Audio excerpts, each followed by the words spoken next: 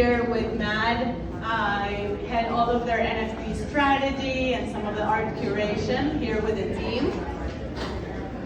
Can everyone hear me right? Yes? Awesome. So thank you for being here, for celebrating culture, the intersection between technology and art, and also for celebrating Broward County. So I'm sitting here tonight with two amazing artists and friends and colleagues. Ana Maria Caballero from the Verse. She's responsible for all the poetry and art that you see here tonight, both at the entrance and in this very room. And Maria Finkelmeyer from MF Dynamics, who's a musician. If you saw the installation on the right side of the entrance with the marimba, we're gonna talk all about it. That's Maria's work. So I'll let you two introduce yourselves. Hi everyone, my name is Maria. It's so beautiful to see so many people out celebrating art, celebrating technology, and celebrating each other. I'm a percussionist, a composer, and a new media artist from Boston, Massachusetts. I anticipated it would be a lot warmer here, so I don't know what y'all had to do with that, but I'm really grateful to be here and to be working with Mad Arts and to be sitting on this panel. I am one of the artists for the Cotamade platform and have recently released my first NFT collection called Oscillation to the Edge, in which my musical gesture as I perform is translated into a three-dimensional visual web. And so I'm here tonight with these wonderful colleagues to talk about that transition from the physical space to the digital space. It's been quite a journey, and I'm excited to hear your questions as well as talk with my colleagues. Hi everyone, my name is Ana Maria Caballero, and I'm a Colombian poet and artist. I've been living in the US for several years now. I'm the author of 5 books, one of which is a digital book.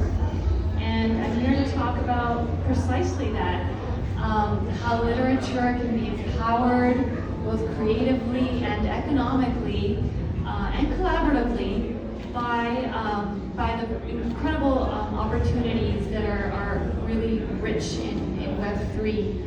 I'm a poet. Let's say that's my primordial practice, and I'm also really interested in transacting the untransactable. And for example, we think of poetry as art. We think of poetry as something revered and beautiful, and has immeasurable contributions to our culture. But then if we look back at history, we don't see poetry really exhibited in museums, curated into exhibitions, or collected as art. And I'm really interested in how the blockchain can allow us to transact poetry in a way that might make it a sustainable source of income for poets around the world. All the works that you see around in this room are NFTs, are poems by poets from all over the world, in Spanish and English, that have been transformed into digital poems and minted both on the Tezos and Ethereum blockchain. So that might be a whole lot of information and might just have generated a ton of questions. Amazing. So just to give you some context about what we do in this building. So our goal here at Mad Arts is to do 3 things for artists that no one really in the whole world is doing for artists. One of them is help artists from the creative process using our amazing technological tools to help artists create the work using advanced technology. Secondly, to exhibit their work to all of you in these audiences here in Broward County. And third of all, to create sustainability for that work in perpetuity by using blockchain technology and NFTs. So how many people in this room know what an NFT is? Raise your hand. Okay, that's a good number. I would say about half. How many people in this room think NFTs are just a BS and a scam? Okay, you don't think so. Great, thank you. If you think so, you can say here. This is a safe space. basically, why are we, the three of us who have been working in the creative space, in the artistic space for years, why do we care about NFTs so much? So basically, I'll explain to you really fast how the art market works with and without NFTs, so you have some context. So if you think about the art market, usually, if you're a painter and you want to sell your work, you usually, if you're lucky enough to have gallery representation, you sell it through your gallery at something like $5,000 if you're starting your career, right? And then that work of art keeps reselling on the secondary market. That means from collector to collector.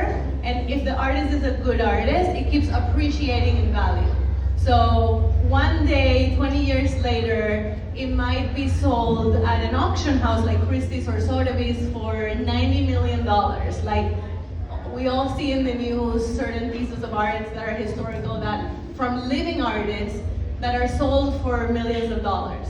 And do you know, when you see, when you hear about a painting that's been sold for millions of dollars, do you know how much the artist keeps from that? Raise your hand if you know how much money does the artist keep in the secondary market from a sale. Okay, 0, that's right. The artist, there's no such thing as royalties in the traditional contemporary art market. And that is the reason why we're here advocating for NFTs, because NFTs is art that is minted, which means uploaded onto the blockchain.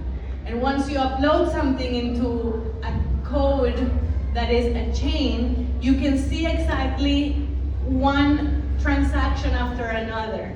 And every single transaction that happens in the blockchain with art means that the money flows back to that first block in the chain, which goes back to the artist automatically. Okay, so I really encourage you, all of you, to read as to how that works. But it's a smart contract where the artist can decide how much money they're gonna get both in the primary market, the first time it sells, and also consecutively in the secondary market every time it resells. The money flows automatically back to the artist, which means that artists can have passive income for years to come from an artwork that they made once, if the market is responsive to it. So that's a big mission for us here at Mad Arts. We have our own NFT platform called Made, which is only for public art. So Ignite, this festival, is public art. It's free and available for anyone here in Broward County. And we're helping artists create sustainability in their careers. So this is a summary of what we do. So I would love for these two amazing artists to explain in detail first of all, how did they get into this topic of NFTs in their careers? So coming from a musical background, my world is ephemeral. I play a concert and it ends, right? Music kind of is, I always say, is the original augmented reality. We kind of bring you into a space, it changes, and then it's over. And so as I began to kind of evaluate my own practice, I became obsessed with this idea of how do we kind of preserve those moments even more? How do we kind of get taken back to that concert, that musical moment, that emotion, that narrative? And I started to think about how to digitize a musical moment. At the same time, I started to read about and research what is an NFT, what is an NFT, literally what does it stand for, what is Web3, and what can blockchain do. And so over this past year, I've been on this research and discovery space, and I see some really beautiful synergies between my goal to kind of preserve that musical moment and how the blockchain technology can actually do that in this space in which an artistic piece of mine can exist in perpetuity. I think that's it's really special, right, for artists to say, this art can travel, yet it is always attached to me, right? And we're also in a space in which we're used to streaming music, we're used to like engaging in and receiving a lot of digital art. And I think we as a society need to transition to value that in a really special way. And I think as blockchain becomes more part of daily life and only going to become more important and special, and the way artists live our lives. I will say I also teach creative entrepreneurship at the Berklee College of Music in Boston, and I am always telling my students, engaging my colleagues, that we as artists, we need to think about our lives in multiple streams of revenue. We have to think about what is the live performance of poetry and music, how is this then preserved and memorialized in the blockchain, how are we streaming? So I think the NFT landscape is just a beautiful additional space in which we can share our art, and then it stays with us forever. Amen. Amen? Okay. That was so beautifully said, Maria. I loved everything that you just said, and I really think that it's so great that you put us together, Tam, because poetry, even though of course it exists in written form, much like music does, and that's how we usually engage with it, it's also a performative practice. And I think that we're always thinking about ways to preserve, to transmit, and to expand our practices. And I got into the blockchain and Web3 because I grew up in Miami, between Miami and Colombia, and I saw how Art Basel transformed Miami. And I was always walking the fair, it was always like this art party, this huge carnival, but there was never any poetry in any of the booths. I mean, there's some text-based art, but not like the poetry, like a Sharon Olds. And I always scratched my head at that. And when I read about the big splashy headlines, the big art sales that were happening in 2020, it felt very natural for me to dive in because I was already turning my poems into spoken word videos that I was shared on social media. Because another aspect that I found, the traditional art world has its problems. Traditional poetry land also has its problems. Let's say legacy publishing is really hard to work with, and it's also largely an unpaid market. And furthermore, it's also very quiet and very insular. So usually it's poets reading other poets, and I wanted my work to reach beyond that sort of quiet bubble. It kind of felt like a dragonfly. You live and die in a day when you publish a poem after working on it for years, for months, and getting it published, and then it's in a journal and you don't even know who's going to read it or who's going to engage with it. And of course, social media helped that, but then the next step is owning it to share it, right? That's the creative economy. We're networked. We want you to read it. We want you to listen for free. But we also, if you feel so inclined, invite you to collect our work. And that's what's really revolutionary. I think there's a topic here that I'll just touch on before handing it to Tam, which is the notion of token gating artworks, which you can or cannot do. So I published a collection of short stories as an NFT collection. And I decided not to token gate it, which means anyone can read it. It's free, right? You go on the website and you can read them. But if you feel so inclined, you can collect it. And for me, that's the magic of wanting to support the artist if you can, of course, but also as an artist to feel that expansiveness of wanting to share your work without necessarily, it being necessary to collect it. That is so true. In that sense, NFTs are a lot like public art, in the sense that you can look up an NFT. Most NFTs in the world are in the internet for us to enjoy and learn from and look at. Same as public art, like you see here today, or that like a big sculpture that you might see on a street that you live nearby. So it's like the public domain. They live on the public domain. But the difference between that public aspect and the private aspect of collecting is all about ownership. And for the people here who are starting to learn about NFTs, I want to go a little bit deeper in what that means. So right now, in the world that we live in right now, a lot of us spend a lot of unpaid time on social media, right? The reason why we do that is because we want people to read our poetry, to listen to our music, to look at our art, to engage with us, with our message to the world. But what happens with those beautiful art and music that we put on social media? If I post a picture of my kid on social media, who really owns that photo? Does anybody know? Like if I post a photo on Instagram right now, who owns that photo? Mark Zuckerberg owns 51% of it. So what that means is cultural centralization, right? Like one company owns all of our amazing art, music, poetry, ideas, and personal information.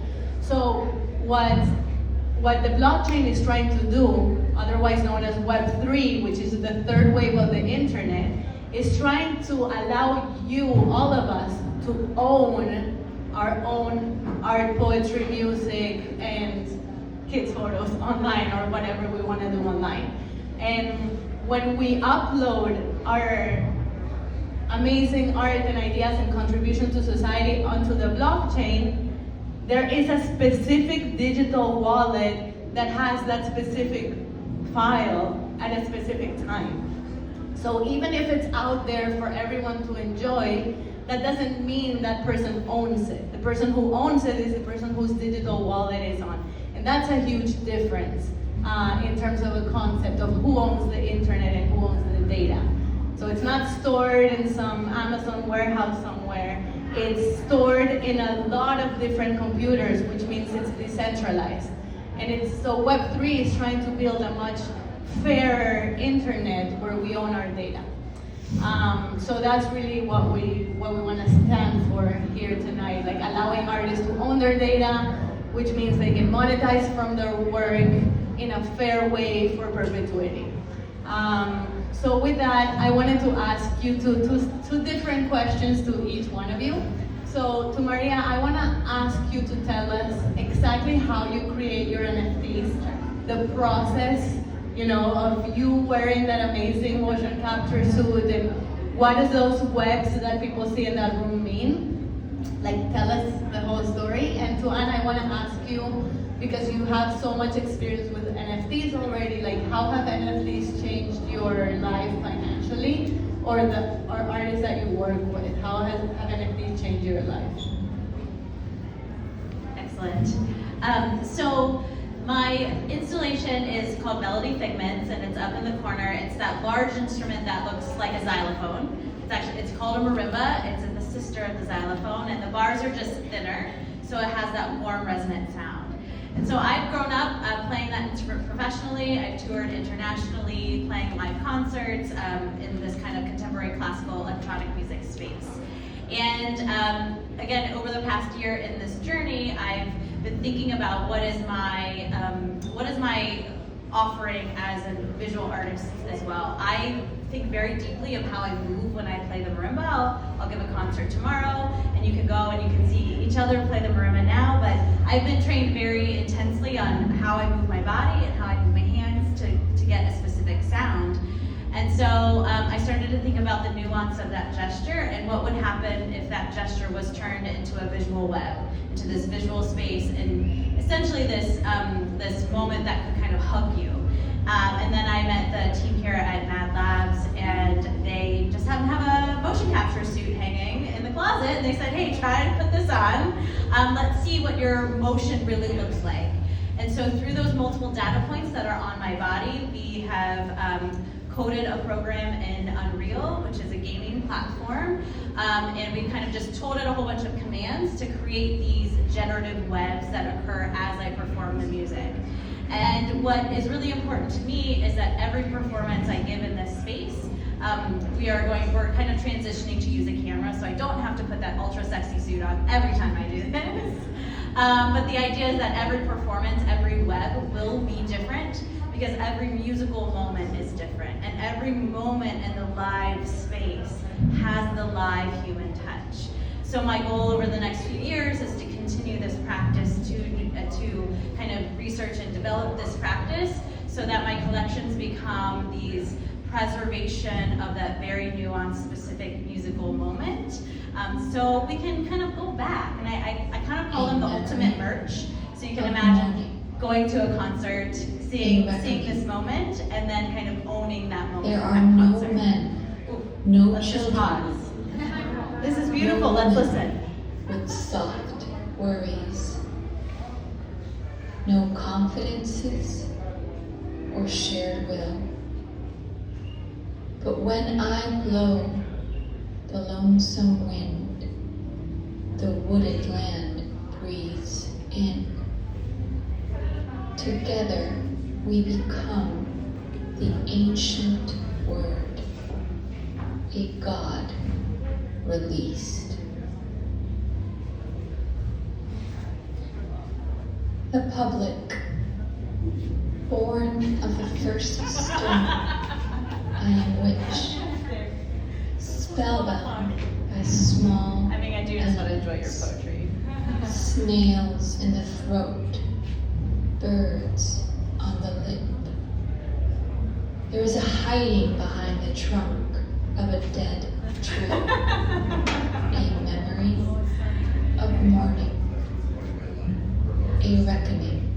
I mean, as we enjoy this, like There are no the men, stimulation no of children, visual, word, no right? women, Moment. soft And worries, for me, the NFT landscape no gives confidence, you the moment you can or own this shame. moment, right? And I think it's really But special when for us I as blow we've grown in this Web 2 the space in lonesome which wind, these are just the at our wooded fingertips. land But I'm breathes excited for us to in. engage in this Web 3 community in which you Together, can engage in we this moment become and then own that the moment. And then be ancient taken back to this moment where, you know, God we're just enjoying this sporadic release. moment of poetry.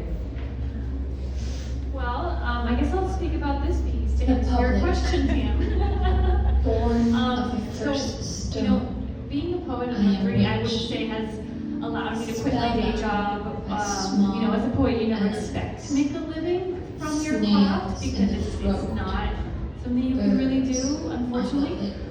You know, you're a There's a teacher hiding or behind the you trunk have a of a different, dead you know, tree. gig. As you said, memory we have to think of different of revenue mourning. streams as artists. But A what reckoning. Web3 has empowered me to do is to connect with There an are no incredible, men, incredible roster no of children, artists all around the world. no This women, piece was created soft by a visual artist named worries, Joelle Snape based in the no UK. confidences. Somebody or connected us shame. on Twitter actually, because But she when is a I visual blow artist for some of the world's the top lonesome DJs. wind, And she works with the a wooded program land where she inputs in. sound and the visuals are generated. Together, So you see how the become cadence of my voice, the the pauses, the volume, word, everything is generated with God visuals. So, released. you know, instead, you know, usually you have poets writing The public, based on artworks, right? born They walk into a of the museum, they first walk stone, out, I am and they witch, talk about an artwork, and that's called ekphrasis. spellbound by But in a way here, what we're doing is reverse ekphrasis, thank you, Mark, in which we start with the poem. The poem comes first. And the sound of the poem, the poet so wishes, comes first. And then the artist interprets the poem. So all the works that you see here, the poem came first.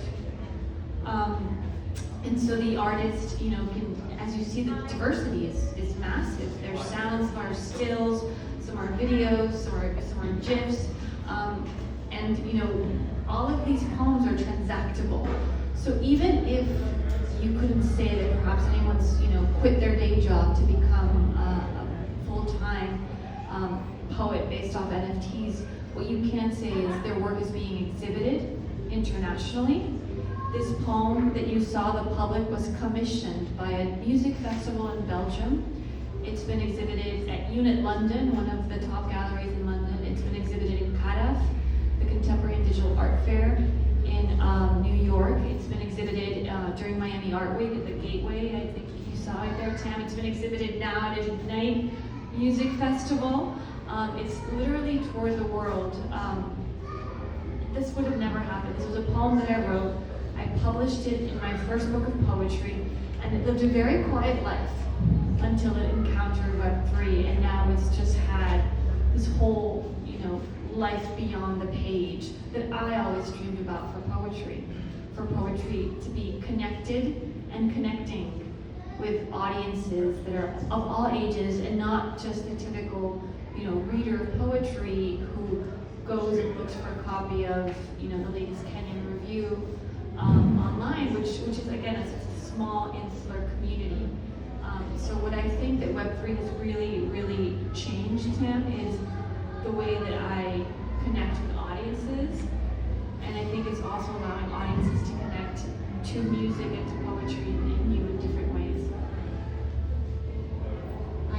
that because one of the things that I've always loved curating in my career is this idea of like interdisciplinary. So no art just exists on a void, like no creativity ever exists on a void. Like it's a combination between technology, visual art, music, poetry, and audiences that respond to the work.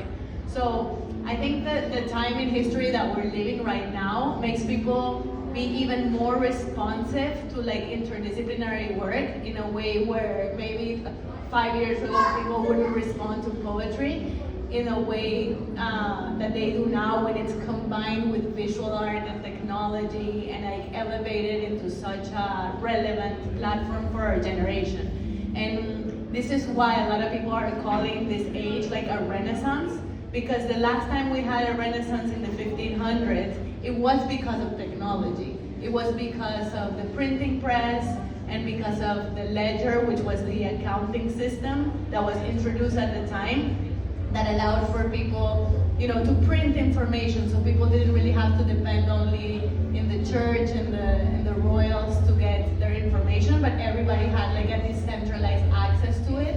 And with the blockchain technology and with the internet, right now we have the same situation in which we all have our channels where we can publish our own information. We have our own accounting system that is completely independent from banks, from corporations, and from countries. So anyone in the world can use it in a peer-to-peer, permissionless, decentralized way. And that is always going to create new forms of creative expression. And it's always going to be the artists who are going to push these technologies forward, and they're going to benefit from this renaissance. And I think the poetry example of people historically in the art world not paying any attention to it, and now it's like coming back in a very relevant new form is an example of that renaissance. So ideally, this is an open-ended conversation in which all of you can tell us what you think and ask us your questions. So we're going to open up the floor for questions if anybody has any about the art, about NFTs, about how they work, about what we do here, about public art. Yes. This is a question for Maria about the music industry, and I'm wondering about like the reaction of your peers in the music industry to NFTs. So, great question. I'm going to repeat it. So, we're getting a question about how is the music industry, and specifically Maria's peers in the music industry, are reacting to her work and her using NFTs. Thanks for that question. So, I've gotten a lot of reactions. I think the use of blockchain in the music industry is most prevalent right now in music licensing. So that's really where it's being pushed, where we're trying to kind of attach a song to the blockchain, and then you can license it out for TV, film, etc. So that's really where a lot of the energy is going in the music industry. So what I'm trying to do is really see music as art, music as this kind of this in the live performance as this piece of art. So I've gotten a lot of questions. I've done a lot of Zoom calls, one-on-ones, to try to explain NFTs and trying to say, this is why, because I think my network and my community of live performers is really reading headlines, right? And they're saying, well, I don't understand why you're in that space. I don't own crypto, and so I think I'm kind of also on a journey of education and of saying this is really important for artists. We need to start paying attention in this contemporary classical electronic music space, because I live in a niche, and this is a different niche. And so to build a bridge between those niches is kind of this journey that I'm currently on. Thanks for asking. Anyone else has any questions about music, poetry, art, NFTs? Yes, go ahead. You want to take the mic? A great panel. I've been looking forward to this panel for such a long time now. I go by Captain Bitcoin on YouTube. I do spoken word Bitcoin poetry. And also Mad Arts, thankfully hosts us. I host the Unreal Engine user group in South Florida.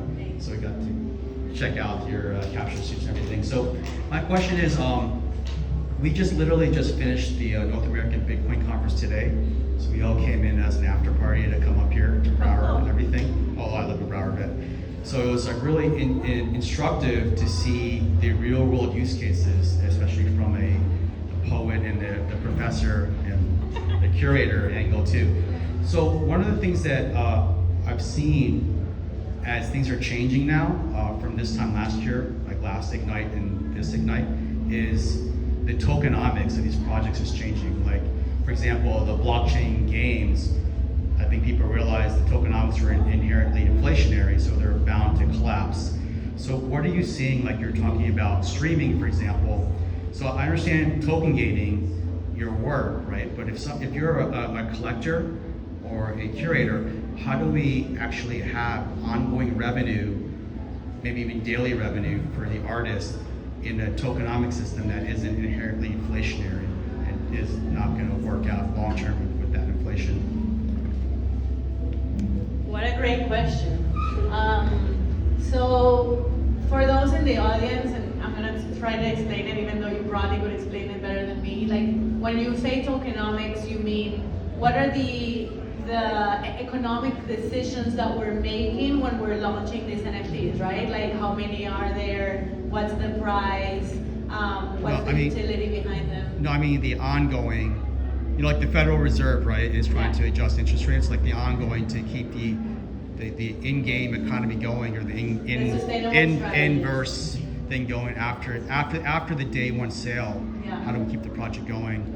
So one of the things that we're doing, for example, at Mad Arts and CodaMade, is that we are starting with the idea of education. The majority of the art world, especially the public art world, really doesn't know what NFTs are or how to leverage this technology to their benefit, right? So we're building an educational platform that is token gated.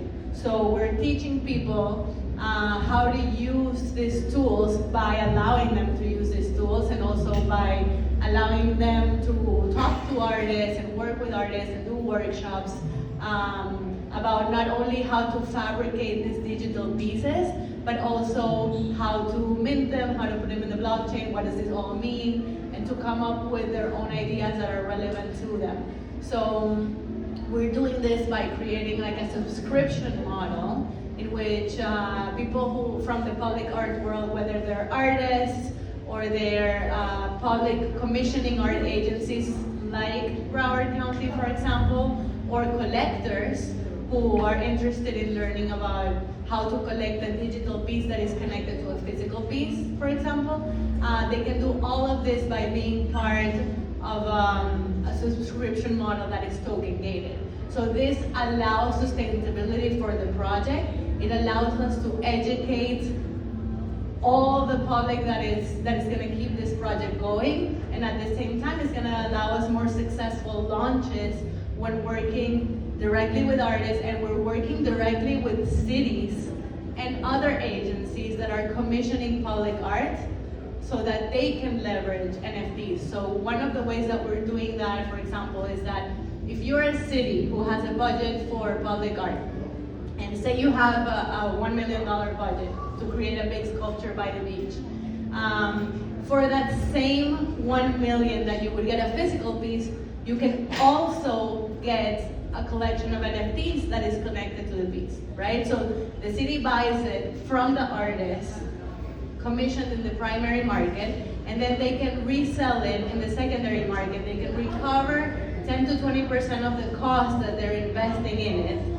They're also engaging the community in new ways, maybe through like a DAO structure where people can vote which public art they want to see, where do they want to see more public art. They can create new engagement forms. And they can also take the funds that they fundraise to, one, conserve the artworks that they've made, two, bring it back to the community in the form of other government programs like homelessness or cleaning the city or whatever that community needs. And they can also use that budget to commission more public art. Because, in the middle of a recession, the first thing the government does is cut public art funding, right? So this is an idea to continue with the tokenomics, with the sustainability, and keep public art happening. So, I'm going to answer just from a very personal perspective. I'm not going to try to be very, monolithic at all about this answer. But for me as a poet, what's interesting about Web3 is that it invites new thinking, new ways of valuing the intangible, the immaterial, the ephemeral. So for me, it's, I'm not really focused on, at this point, monetary compensation of selling NFTs or selling my poems. What I'm interested in positioning poetry as fine art. And I think that it's possible because now it's transactable. And that transactability is immensely powerful. I mean, there's no way for me to really quantify it. As a result of being able to transact poetry, now, we, from the Verse Collective that I co-founded, and in my own personal practice, I've been invited to exhibit my poetry pieces I could have never dreamed of. I have a poem open, last week in a gallery in Dubai. I have a poem that I was invited to create for a gallery in London.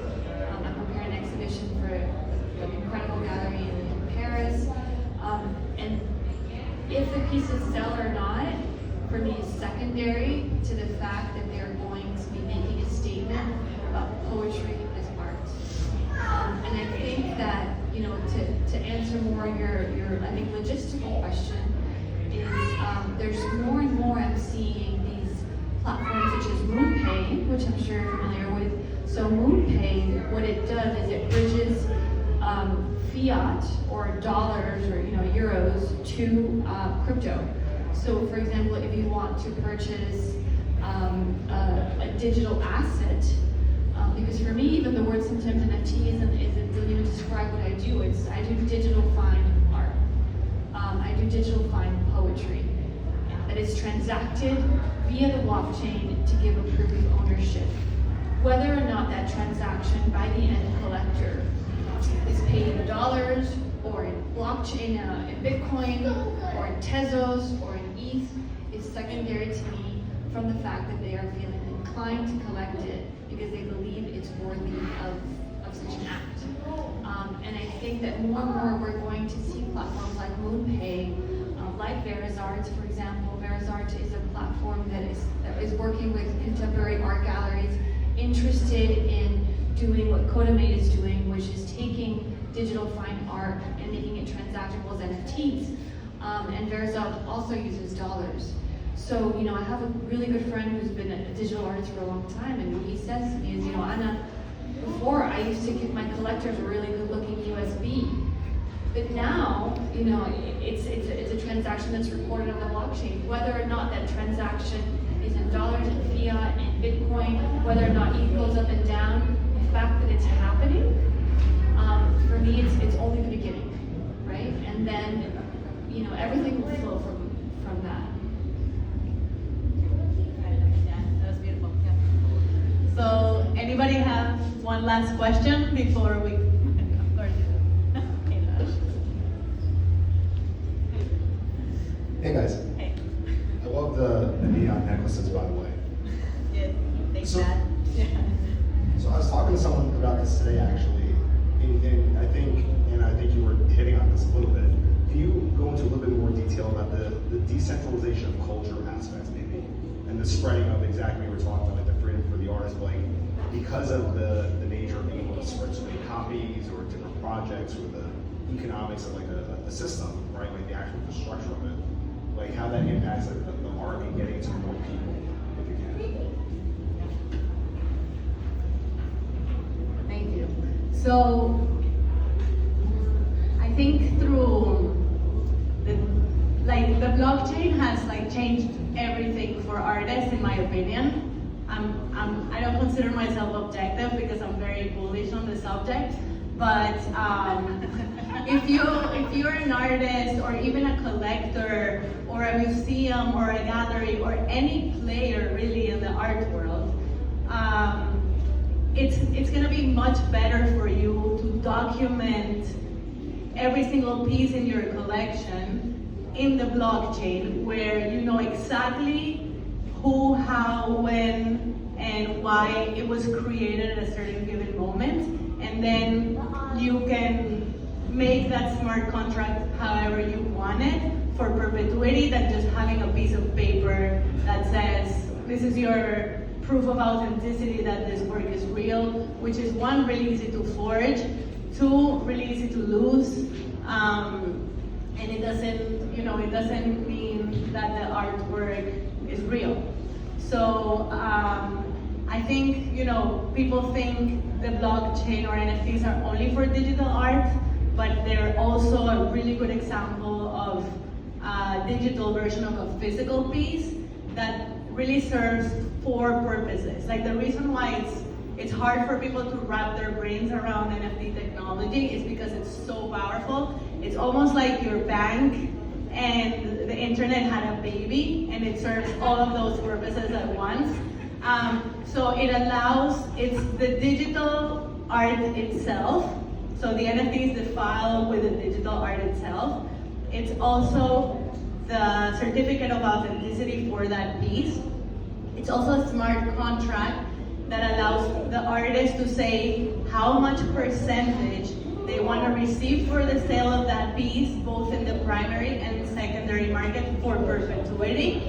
So it's a contract that is automated, so you don't have to call your gallery and be like, when are you cutting my check? It's literally, the money's being deposited into your wallet every time it sells automatically. And then four, it's, I said, the smart contract, the art itself, it's actually also the transaction itself. So it's the Venmo, the Zelle, the bank transfer happens through the NFT as well.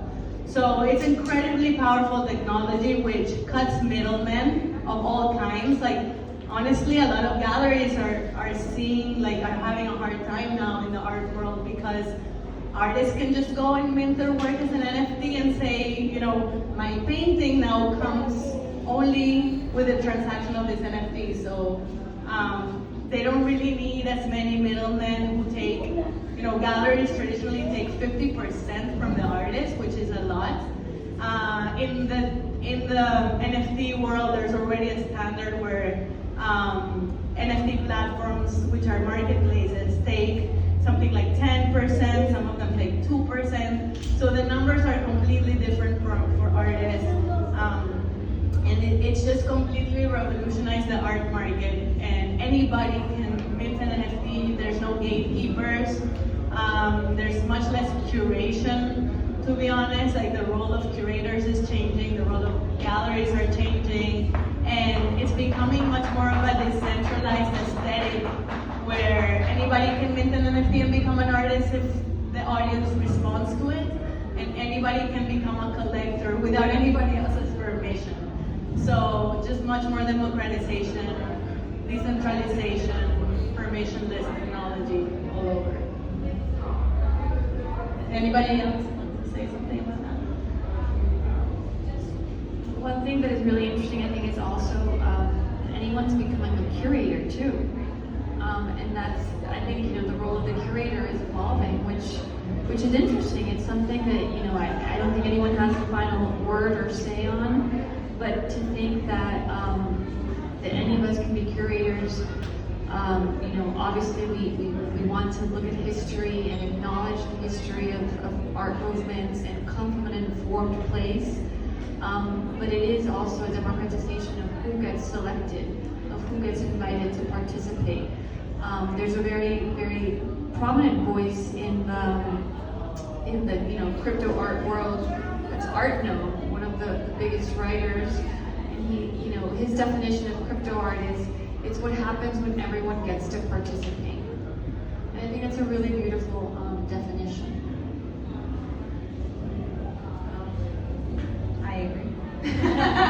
Well, it's interesting though, because I'm listening and I'm listening to language, and I'm listening to how language is associated with the crypto space and with our public art space and with the music space, and there's this word gated is actually like it has a lot of nuance for me, and so the idea is that because we use it for like a token gated experience, but what is actually beautiful about this space is it's not gated. It's the community deciding that this art has value, and I want to engage with it. I want to engage directly with that artist. I don't have to figure it out through the gallery, through this mystery.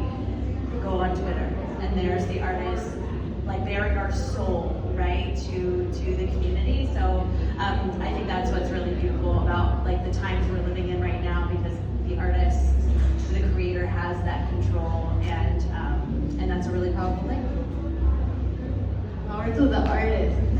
So whenever anybody tells me like, oh, NFTs are just a get rich quick scheme, I always tell them, yeah, but it's the first time in history that artists are like on the right side of that scheme and not on the wrong side of that scheme, so I'm all for it. And it also takes a lot of work. And it also still takes a lot of work.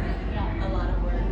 There's a lot to say about like the resistance that we all feel as artists, curators, or ambassadors of this space, but there's never been anything good done that didn't have resistance to it. You know, when cameras first came around and photographers were making work with cameras, they said, oh, painting's gonna die, no one's ever gonna paint again. You just click a button and make art.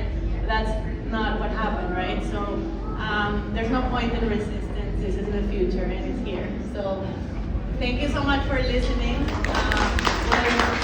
We'll stay around.